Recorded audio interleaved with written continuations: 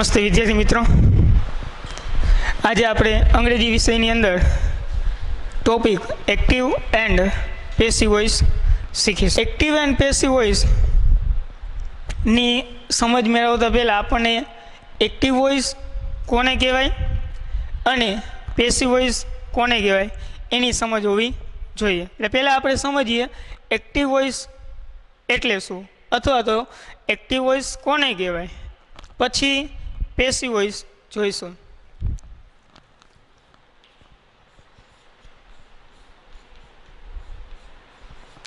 Active voice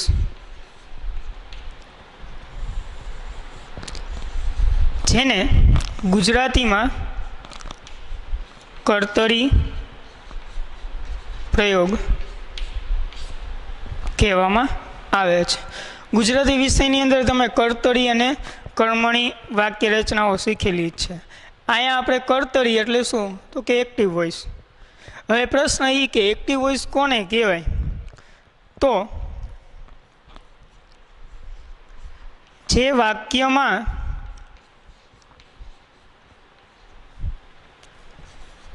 કર્તાનું પ્રાધાન્ય હોય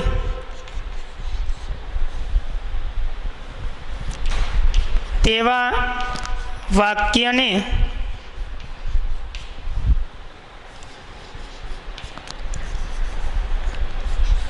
active વોઇસનું વાક્ય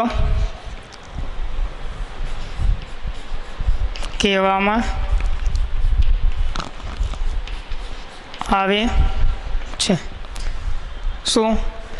જે વાક્યમાં કર્તાનું પ્રાધાન્ય હોય, કર્તાનું પ્રાધાન્ય હોય એટલે શું તો એવું વાક્ય કે જે વાક્યમાં ક્રિયા કરનાર કર્તા વાક્યની શરૂઆતમાં હોય એવા વાક્યને કેવું વાક્ય કહેવાય? એક્ટિવ વોઇસનું વાક્ય કહેવાય, એટલે કે કર્તરી પ્રયોગ.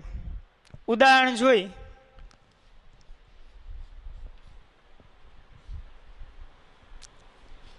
I play cricket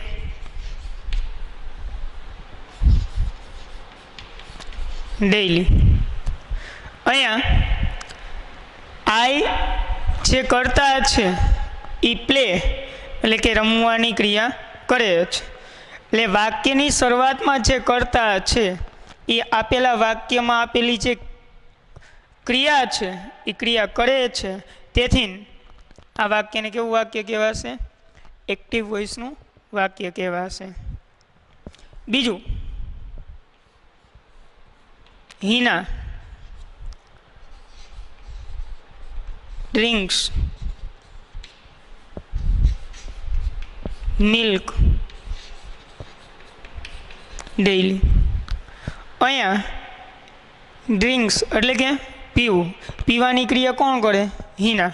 એ વાક્યની શરૂઆતમાં છે, એટલે કર્તા દ્વારા આપેલા વાક્યમાંની ક્રિયા થાય છે. તેથી આ વાક્યને આપણે કેવું વાક્ય કહીશું? એક્ટિવ વોઇસનું વાક્ય. ત્રીજું એક ઉદાહરણ હજી જોઈએ.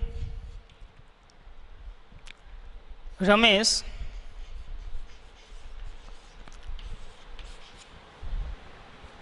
will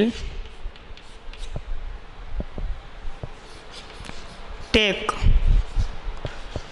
my bag.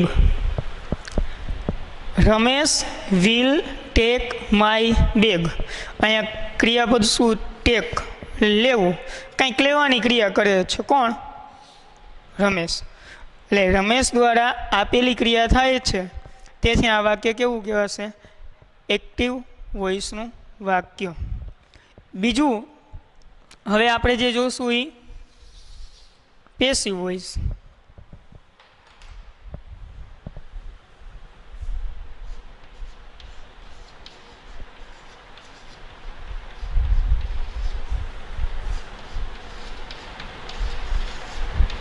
જેને ગુજરાતીમાં આપણે કર્મણી પ્રયોગ કહેશું. પેસિવ વોઇસ એટલે શું? ગુજરાતીમાં કર્મણી પ્રયોગ. એની વ્યાખ્યા જોઈ કે એનો અર્થ જોઈ તો જે વાક્યમાં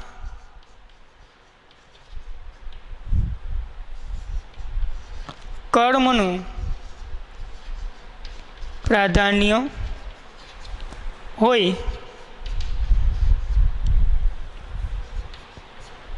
તેવા વાક્યને પેસિવ વોઇસનું વાક્ય કહેવામાં આવે છે. જે વાક્યમાં શેનું મહત્વ હોય, શેનું પ્રાધાન્ય હોય? કર્મનું. અહીંયા કોનું હતું?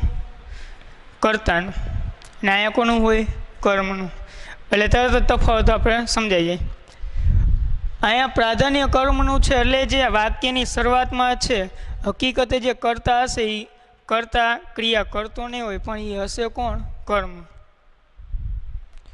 અહીંયા જેમ આઈ દ્વારા પ્લેની ક્રિયા થાય, હિના દ્વારા ડ્રિંક્સની ક્રિયા થાય, રમેશ દ્વારા ટેક લેવાની ક્રિયા થાય, એવી જ રીતના પેસિવ વોઇસના જે વાક્ય હશે એ વાક્યમાં જે શરૂઆતનો કર્તા છે એ જે વાક્યમાં આપેલી ક્રિયા છે એ કરી શકતો ન હોય. એ ક્રિયા કોઈ અન્ય દ્વારા, કોઈ બીજી વ્યક્તિ દ્વારા થતી હોય. હકીકતે જે વાક્યમાં કર્મ સ્વરૂપે કર્તા આપેલો છે એ થતું એના દ્વારા થતી હોતી નથી.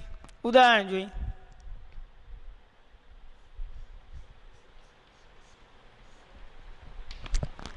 આ જ વાક્યનો આપણે પેસિવ લઈએ એટલે સમજાશે. Cricket is played by me daily. Cricket is played by me daily. અહીંયા જે કર્તા છે હકીકતે એ કર્તા નથી, પણ શું છે? કર્મ. એટલે આ વાક્યમાં રહેલો કર્તા પ્લેડ એટલે કે રમવાની ક્રિયા કરતું નથી. ક્રિકેટ તો અન્ય કોઈ દ્વારા રમાય. કોના દ્વારા રમાય? બાય મી, મારા દ્વારા. એટલે વાક્યની શરૂઆતનો કર્તા હકીકતે હોય કોણ? કર્મ. એ આ ક્રિયા કરતો ન હોય તો એવા વાક્યને આપણે કેવા વાક્ય કહેશું? પેસિવ વોઇસના. બીજું, milk is drunk by Hina daily. બરાબર? તો મિલ્ક ઇઝ ડ્રંક. ડ્રંક એટલે પીવું. તો પીવાની ક્રિયા મિલ્ક થોડું કરી શકે. એ તો મિલ્ક તો કોઈ અન્ય દ્વારા પીવાતું હોય. એટલે મિલ્ક દ્વારા ડ્રંકની ક્રિયા કે ડ્રિંકની ક્રિયા થતી નથી. તેથી આપણે એને શું કહેશું? પેસિવ વોઇસનું વાક્ય. હકીકતે ડ્રંક એટલે કે પીવાની જે ક્રિયા છે એ કોણ કરે છે? અહીંયા હિના. એટલે આ વાક્યને આપણે કેવું વાક્ય કહેશું? પેસિવ વોઇસનું વાક્ય. ત્રીજું, my bag will be taken by Ramesh.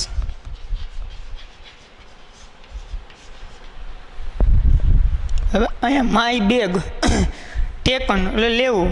લેવાની ક્રિયા બેગ દ્વારા ન થાય. બેગ કાંઈ વસ્તુ લે કે મૂકે નહીં. એટલે બેગ દ્વારા આ ક્રિયા થતી નથી. તેથી આ વાક્ય કેવું કહેવાશે? પેસિવ વોઇસનું વાક્ય. હકીકતે બેગ લેવાની ક્રિયા કોણ કરશે? રમેશ દ્વારા થશે. બેગ દ્વારા થશે નહીં. તો આ એક્ટિવ વોઇસ અને આ પેસિવ વોઇસ. બરાબર? બંને સમજાઈ ગયું? ફરી એક વખત, આમાં કોનું મહત્ત્વ હોય? કર્તાનું.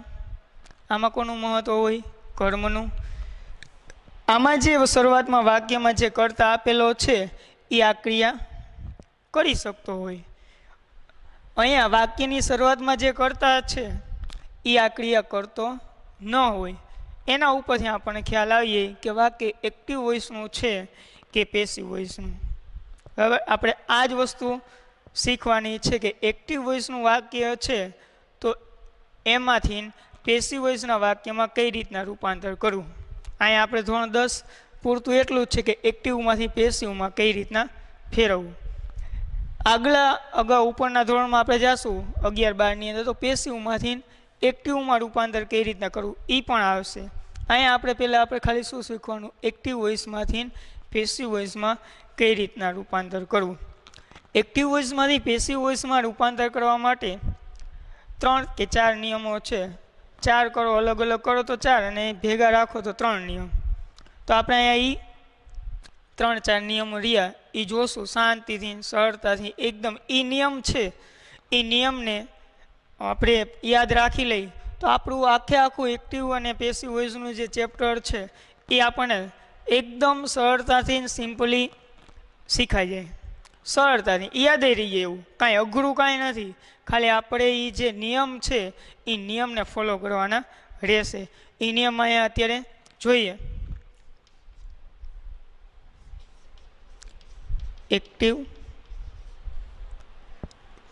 વોઇસ માંથી પેસિવ વોઇસમાં રૂપાંતર કરવા માટેના નિયમો. એક્ટિવમાંથી પેસિવ વોઇસમાં રૂપાંતર કરવા માટેના નિયમો.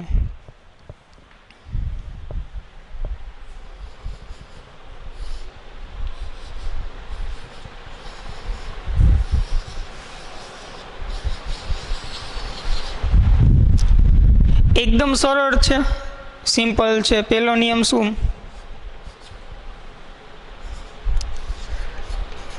વાક્યના કર્મને કર્તાના સ્થાને લાવો. શું?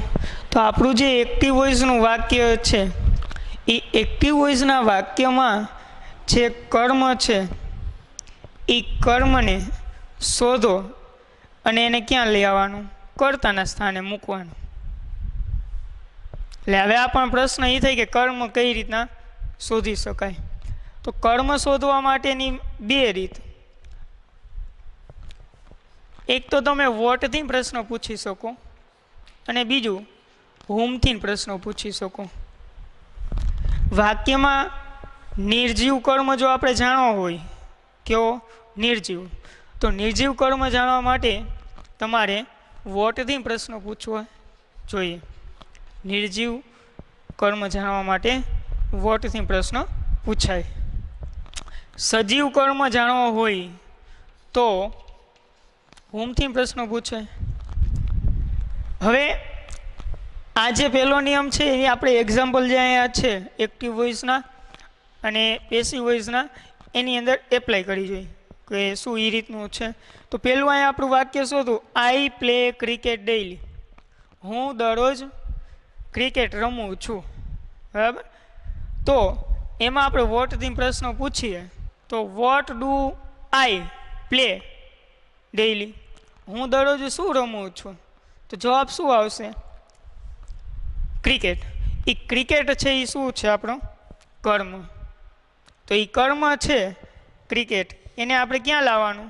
તો કે કર્તાના સ્થાને. કર્તા કોણ છે? આઈ. આઈના સ્થાને કોણ આવશે? ક્રિકેટ. તો આપણે અહીં જે પેસિવ વોઇસમાં રૂપાંતર કર્યું હતું ત્યારે જો ક્રિકેટ આગળ આવી ગયું.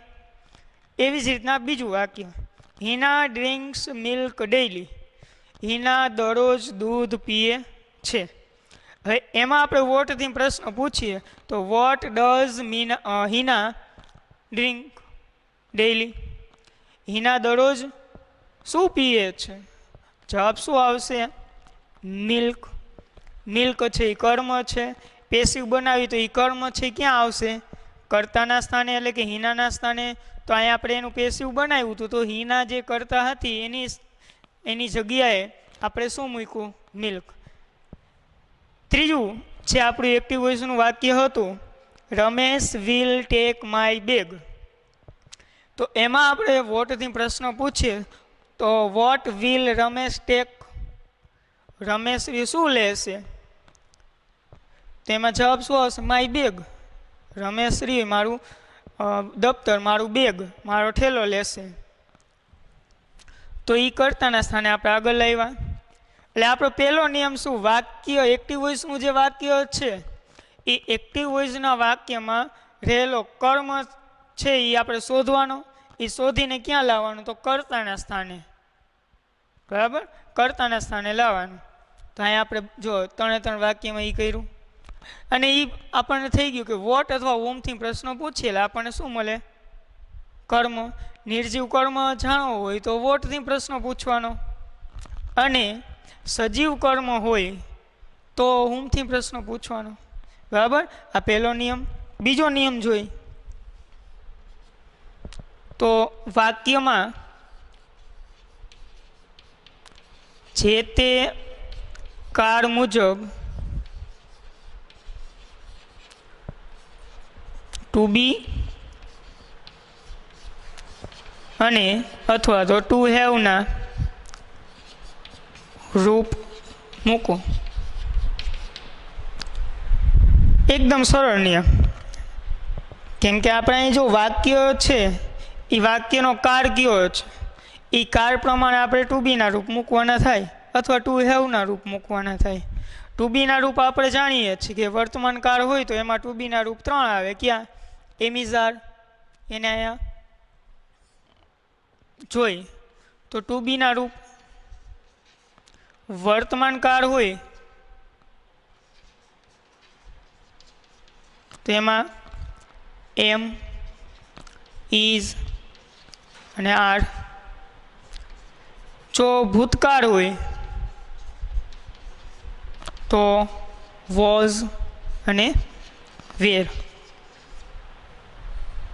એવી રીતના ટુ હેવના રૂપ જો વર્તમાન કાળ હોય તો એની અંદર હેવ અને હેઝ, અને આમાં હેડ.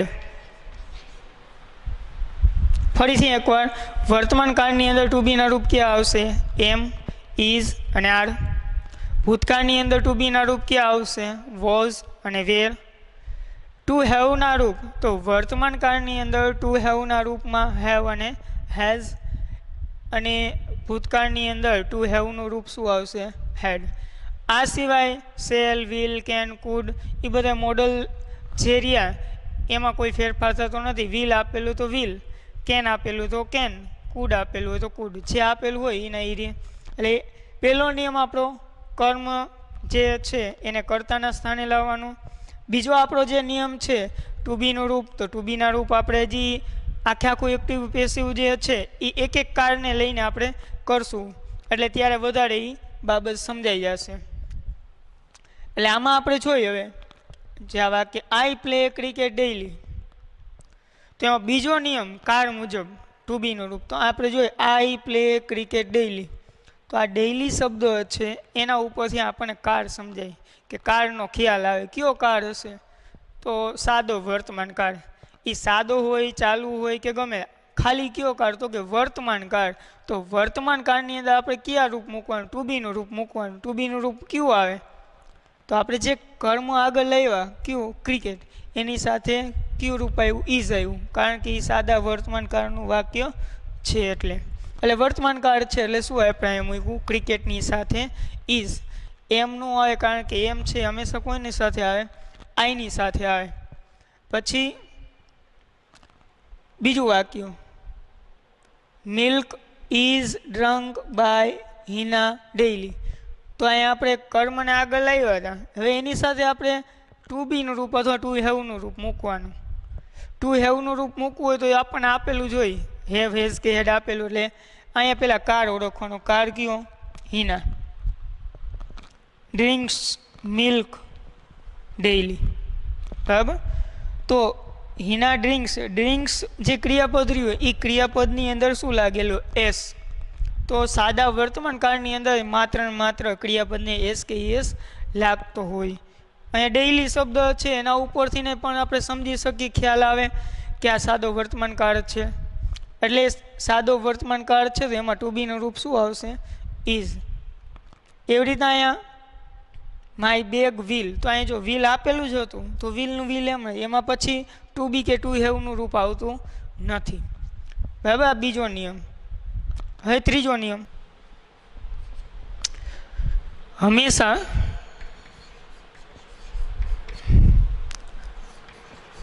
ભૂત કૃદંત એટલે કે V3 મૂકો.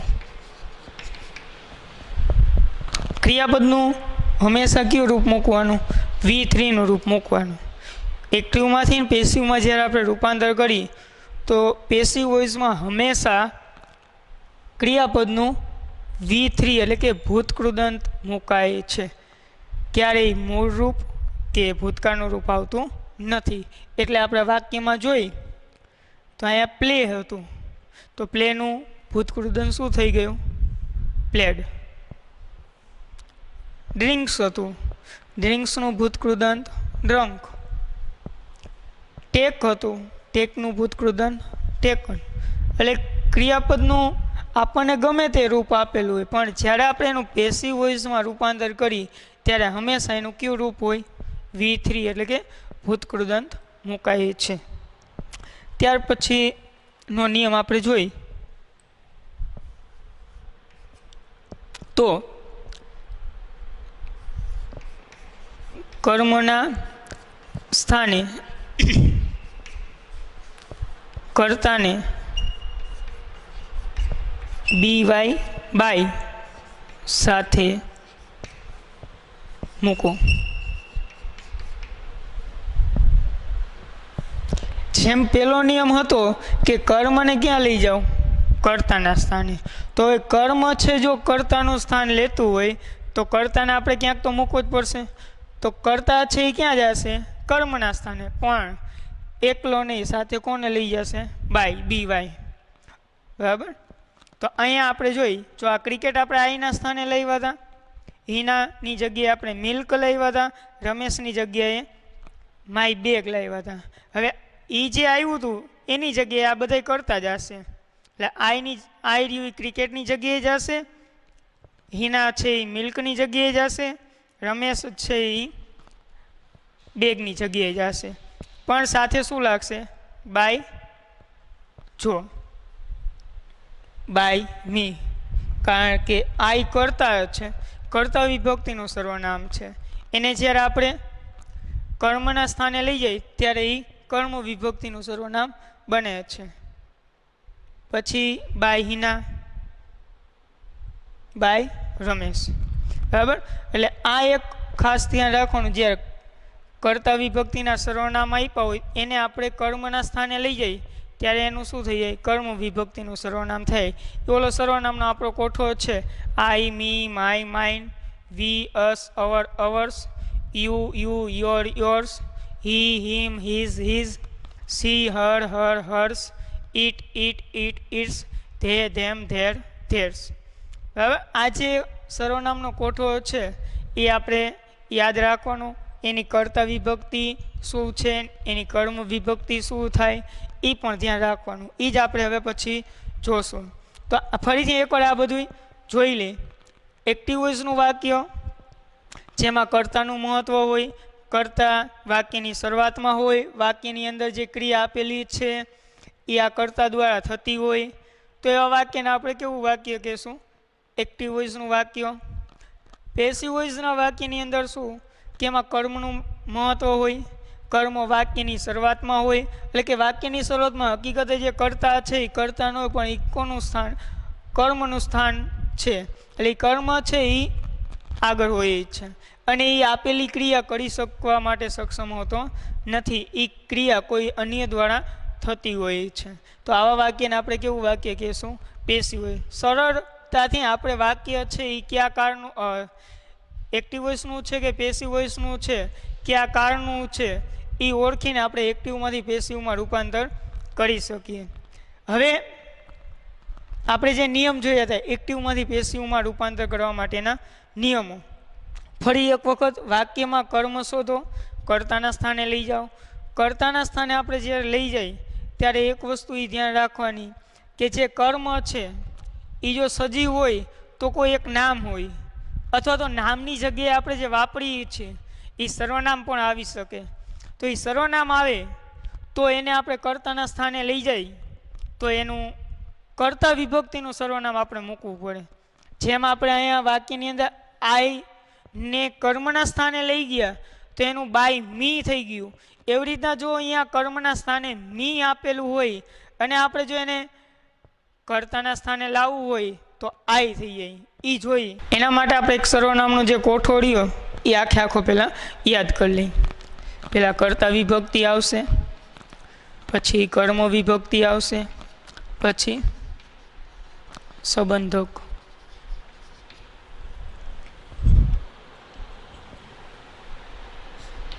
આઈ, મી, માય, માઇન. પ્રથમ પુરુષ એક વચન. એવી જ રીતના પ્રથમ પુરુષ બહુવચન. વી, અસ, અવર, અવર્સ. પછી બીજો પુરુષ એક વચન અથવા બહુવચન, બંને સેમ જ હોય છે. You, you, your, yours. પછી ત્રીજો પુરુષ એક વચન નર જાતિ માટે હી, હિમ, હીઝ, હીઝ. એવી જ રીતના ત્રીજો પુરુષ એક વચન નારી જાતિ માટે સી, હર, હર, હર્ષ. ત્રીજો પુરુષ એક વચન નાન્યતર જાતિ માટે ઈટ, ઈટ, ઇટ્સ. એવી જ રીતના ત્રીજો પુરુષ બહુવચન તે, તેમ, ધેર અને ધેર્સ. બરાબર, આખો સર્વનામનો કોઠો. હવે આપણે જે ચર્ચા હતી કે કર્તા વિભક્તિના સર્વનામ અને કર્મ વિભક્તિના, અત્યારે આપણે આના ઉપર જ ફોકસ કરવાનું, ધ્યાન રાખવાનું. જો કર્તા વિભક્તિના સર્વનામ I, we, you, he, she, it, they. કર્મ વિભક્તિના સર્વનામ મી, અસ, યુ, હિમ, હર, ઇટ, ધેમ. હવે આપણે જે વાક્યમાં જોયું હતું કે અહીંયા આપણે બાય મી કરી નાખ્યું, આઈનું શું થઈ ગયું હતું? By me. એટલે જો કર્તા જે છે, કર્તા વિભક્તિનું કોઈ પણ સર્વનામ આવે એને આપણે કર્મની જગ્યાએ જ્યારે મૂકવાની વાત આવે, આઈ કર્તા વિભક્તિનું સર્વનામ છે એને જ્યારે આપણે કર્મના સ્થાને લઈ જઈએ તો એનું શું થઈ જાય? By me. કારણ કે જ્યારે કર્તાને આપણે કર્મના સ્થાને મૂકવું તો એની સાથે આપણે શું લગાડવું પડે? બાય. એટલે આઈનું શું થઈ જાય? બાય મી. વી હોય તો વીને આપણે કર્મના સ્થાને લઈ જઈએ તો એનું શું થઈ જાય? By us. યુ હોય એને આપણે કર્મના સ્થાને લઈ જાય તો એનું શું થઈ જાય? By you. હવે યુમાં એક પ્રશ્ન થાય કે કર્તા વિભક્તિનું છે કે કર્મ વિભક્તિનું, ખબર કેમ પડે? તો ક્રિયાપદની પહેલાં જો આપેલું હોય તો એ યુ કર્તા વિભક્તિનું હોય, અને ક્રિયાપદ પછી આપેલું હોય તો એ કર્મ વિભક્તિનું હોય જ. એટલે યુને જ્યારે આપણે કર્મની જગ્યાએ લઈ જાય ત્યારે એનું શું થઈ જાય? By you. હી હોય, હીને આપણે કર્મની જગ્યાએ લઈ જાય તો બાય હિમ. સી હોય, એને આપણે કર્મની જગ્યાએ લઈ જઈએ તો બાય હર. ઈટ હોય, ઈટને આપણે કર્મની જગ્યાએ લઈ જઈએ તો બાય ઈટ. ધ્યેય આપેલું હોય, ધ્યેયને આપણે કર્મની જગ્યાએ લઈ જઈએ તો બાય ધેમ. બરાબર? આ કર્તા વિભક્તિના સર્વનામ જો કર્તાના સ્થાને હોય તો એને આપણે કર્મની જગ્યાએ લઈ જઈએ ત્યારે આ વસ્તુ એક યાદ રાખવાની પહેલા નિયમની અંદર. હવે છેલ્લો નિયમ જે છે, જ્યારે કર્મને આપણે કર્તાના સ્થાને લાવી તો કર્મના સ્થાને જો આ સર્વનામ એકે આપેલા હોય, એટલે કે મી, અસ, યુ, હિમ, હર, ઈટ, ધેમ, એને આપણે આગળ લાવી તો મી હોય એને આગળ લાવી તો શું થઈ જાય? આઈ. અસ હોય એને આપણે આગળ લાવી તો વી.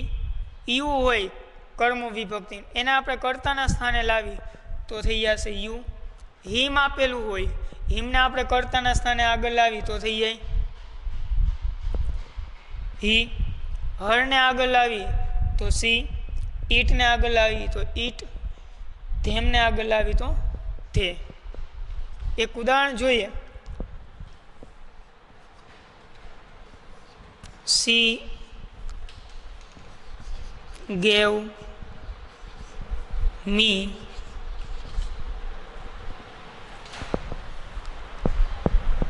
તેણીએ મને આપ્યું હતું, કંઈક આપ્યું હશે.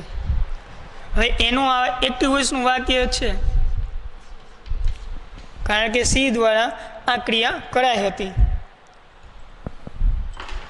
એને આપણે પેસિવમાં ફેરવીએ તો આપણો જે પહેલો નિયમ હતો કર્મ, એને કર્તાના સ્થાને લાવવાનું. તો સી ગેવ મી, એને આપણે કર્મ શોધીએ તો કર્મ કોણ? મી. કેનાથી પ્રશ્નો પૂછાય? હોમથી. હોમ ડીડ સી ગીવ, મને કોણે આપ્યું? કોણે આપ્યું? તો મી છે એ આપણો કર્મ છે, એને આપણે પહેલાં કર્તાના સ્થાને લાવશે. તો મી છે એને મી તરીકે નથી લાવવાનું, પણ મી જે કર્મ વિભક્તિ છે એની કર્તા વિભક્તિ આપણે મૂકવાની રહેશે આઈ. એટલે મી જ્યારે કર્તાના સ્થાને આવે ત્યારે મી નથી રહેતું, પણ એની કર્તા વિભક્તિ શું થઈ જાય? આઈ થઈ જાય. હવે આપણો જે બીજો નિયમ છે તે કાર મુજબ ટુ બીનું રૂપ. તો કાર ઓળખવા માટે ક્રિયાપદને જોઈએ અથવા તો સમય સૂચક શબ્દ આપેલા હોય, પણ અહીંયા આપણને સમય સૂચક શબ્દ નથી આપ્યા. તેથી ગેવ ક્રિયાપદનું ભૂતકાળનું રૂપ, ગીવનું ભૂતકાળનું રૂપ ગેવ, એટલે ભૂતકાળ છે તો ભૂતકાળની અંદર ટુ બીના રૂપ આપણે શું કીધા હતા? વોઝ અને વેર. તો વોઝ અને વેર છે તો આઈની સાથે શું આવે? વોઝ આવે કે વેર આવે? તો આઈની સાથે વોઝ આવે. ત્રીજો નિયમ આપણો શું હતો? ભૂતકૃદંત મૂકવું. તો ગેવ છે એનું ભૂતકૃદંત ગીવ, ગેવ, ગીવન, તો એનું ભૂતકૃદંત ગીવન. પછી જે કર્મ છે એની જગ્યાએ કોણ આવશે? કર્તા. કર્તા કોણ છે? સી. હુથી પ્રશ્ન પૂછીને હુ ગેવ મી, તો એને આપણે પાછળ લઈએ તો એને પહેલાં તો બાય લાગશે, પણ સીધું સી બાય સી ને થાય, પણ જે સી છે એને આપણે ક્યાં લઈ જવાનું? કર્મના સ્થાને. એટલે એનું શું થઈ જશે? હર. By her. સમજાઈ ગયું? જે હું કહેવા માગું કે સર્વનામ આપ્યા હોય ત્યારે સીધે સીધું મી કર્મ વિભક્તિનું સર્વનામ છે એ કર્તાના સ્થાને નથી આવતું, અને કર્તા વિભક્તિનું સર્વનામ સીધે સીધું કર્મના સ્થાને નથી જતું. એમાં થોડો ઘણો ફેરફાર થાય છે. એટલે સાથે સાથે આપણે આ વસ્તુ પણ જે સર્વનામનો કોઠો છે એ પણ આપણે યાદ રાખશું. પર્સનલ પ્રોનાઉન્સીસ. બરાબર?